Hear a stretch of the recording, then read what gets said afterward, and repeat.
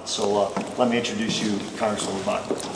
Hi everyone, I'm Michele Bachmann. I'm from Minnesota's 6th Congressional District. I'm currently serving in my current term in the United States Congress.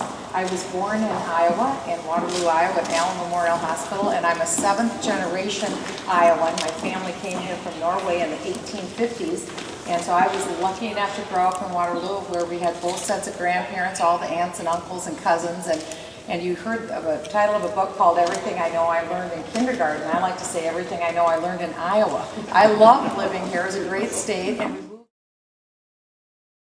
bench. One thing that I think that the public has made a decision about is that they are not too happy with a second term for President Obama. Just like Jimmy Carter did not get a second term, I think that people do not want to give a second term to Barack Obama. And so I think it's great that all the candidates that are forming their exploratory committees, just like Mitt Romney is doing today. And I think we're going to have a very good, deep, wide bench, and I appreciate him jumping in. Well, the program that Representative Ryan released this week, called Pathway to Prosperity, is an aspirational document. In other words, it's a set of statements and goals and desires. It's not a piece of legislation. So it's in its earliest conceptual stages. We don't know fully what it will mean in the future. As far as higher education goes, there's no question that higher education has outstripped costs. I'll just give you one example. When I started college back in 1974, I paid $8 a credit hour. And so you can see that there's been tremendous inflation in higher education. I think there are tremendous opportunities in higher education because the opportunities just with online learning that should be almost relatively free and accessible to almost any student are almost mind-boggling what can be done right now. So I'm really looking forward to exploring new ways of delivering higher education rather than just sticking with the old traditional model. I felt that this was a real disappointment, the budget plan that came out last Friday night. I was an early advocate early on for defunding Obamacare. This is a very costly venture. We know that $105,464 million was tucked in the Obamacare bill, and yet that information wasn't divulged to members of the House or members of the Senate during the course of the debate, much less to the American public. That's why I believe, at minimum, President Obama had to give back those post-dated checks. We're looking at a minimum of $23 billion that's already gone out the door. In fact, I think it'll be far higher than that. I think we could have started there, and I think what we needed to do is look at all aspects of the budget, including even defense, and take a look where we have waste. Certainly, there's a minimum of $61 billion in waste. We didn't even get to that level. So this was a real disappointment for me. I think it isn't just the numbers. I think it's also the programs. Had we been able to defund Obamacare, for instance, that would have changed the arc of history. No other issue has garnered more widespread public agreement on getting rid of the Obamacare program. For about 54 weeks now on the Rasmussen polling, no less than a majority of Americans have wanted us to get rid of this very unpopular program.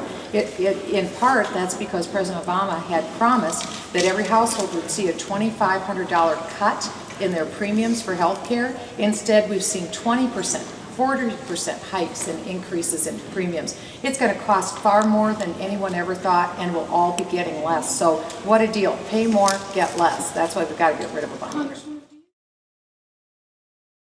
I don't like to see anything other than free market health care. I'm a firm believer in free market health care, and I think that's the direction we need to go. Under the Ryan plan, anyone who's 55 years of age or older sees no change whatsoever in their Medicare or in Medicaid. That everything stays the same. Really, the Ryan budget could be called the 55 and under plan, because the goal is to secure and save Medicare. We know right now that Medicare is on a collision course with bankruptcy. President Obama said he was not going to kick the can down the road. He was going to take care of entitlement funding. He was going to reform it.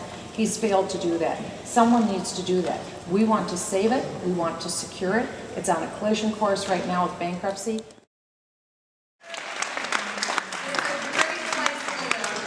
You may be interested in knowing when I grew up, we were Democrats. We were Democrats in my family.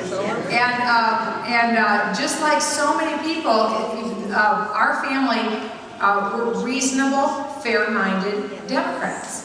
And one thing that I learned throughout my life is that it isn't so much if you're Republican or if you're Democrat, it's what's your worldview? Where are you coming from? And I had one grandmother that was a Republican, the other was a Democrat, and it was, my grandfathers were dead by that time, and it was really about what your worldview is. Both of them shared a very similar worldview. We believe very strongly in the pro-life movement. We think every life is valuable. Even if a life is less than perfect, we think they deserve protection.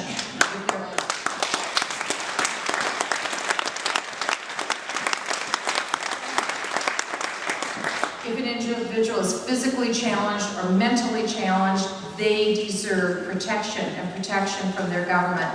And that's not to condemn women, abortion-minded women, who find themselves in a tough situation, but it's to say that there can be a far better outcome, one that won't haunt you for the rest of your life, and one that you can live with and that the baby can live with too for the future. We've seen over 53 million Americans lose their lives to abortion since the abortion law passed in the early 1970s. This has changed our country forever. For 5,000 years you have a standard, and all of a sudden now we're deviating from that standard? Do we really think that there won't be repercussions from deviating from that standard? What will that mean? Take a look, for instance, just at the birth rate, the out-of-wedlock birth rate. In 1960, 5% of all births were outside the benefit of a married mom and dad. 5% in 1960. Today, that number is 41% of all births in the United States are without the benefit of a married mom and dad.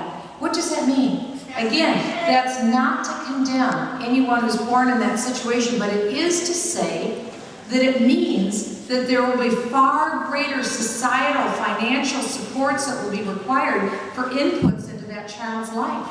Think of what that means. That's why I think it can be said social conservatism is fiscal conservatism. You can't say